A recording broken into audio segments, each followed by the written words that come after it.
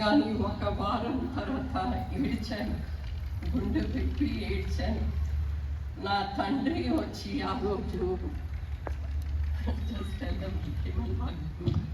ఆ రోజు వారం రోజుల తర్వాత నా ప్రభు ఇంటిలోకి వచ్చి నన్ను గట్టిగా కౌగిలించుకున్నాడు.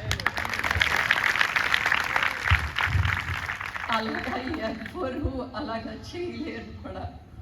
మా ఆయన చూసాను నేను అక్కడ, కానీ వచ్చి నన్ను చేసింది మా ఆయన కాదు, నా తండ్రి. హల్లెలూయా.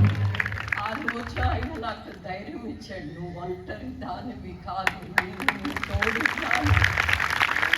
ఆ రోజు నుంచి ఆ ధైర్యం నాలోని ఎంత ధైర్యం వచ్చిందంటే నా విశ్వాసం కూడా రోజు రోజుకి పెరుగుతుంది నా తండ్రిలో.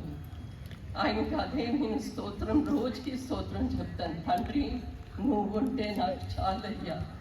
అందరూ నన్ను విడిచి వెళ్తారు కానీ నువ్వు ఎప్పుడు విడవవు, విడపాయదు. అందుకే నేను నాకు ఒకే అంటాను ఎప్పుడు మాట. పాలు చెప్పినట్టుగా బ్రతుకుటైతే క్రీస్తు, చావైతే ఆ మాటలు నా నోటి నుండి రావాల తండ్రి. ఆ జీవితం నాలోని రావాల, అదే నా కోరిక.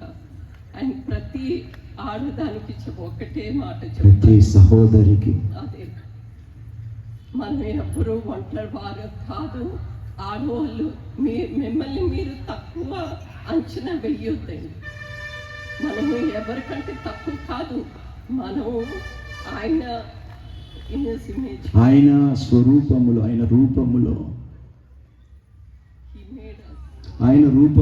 ఆయన మనల్ని ఏర్పరచుకున్నాడు. సో మనలోని గొప్ప కార్యము ఆయన చేయగలుగుతాడు. మనం విశ్వసించాలి ఆయనలోని.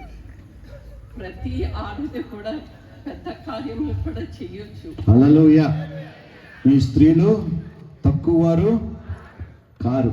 నేను ఎందుకు సాక్ష్యం ఇవ్వాలని అనిపించిందంటే, ఈరోజు మా అక్క నోట నుండి, ఆమె ఎక్కడికి వెళ్ళినా కూడా కారు కొని ఇవ్వగలుగుతాం, కారు డ్రైవ్ చేయదు.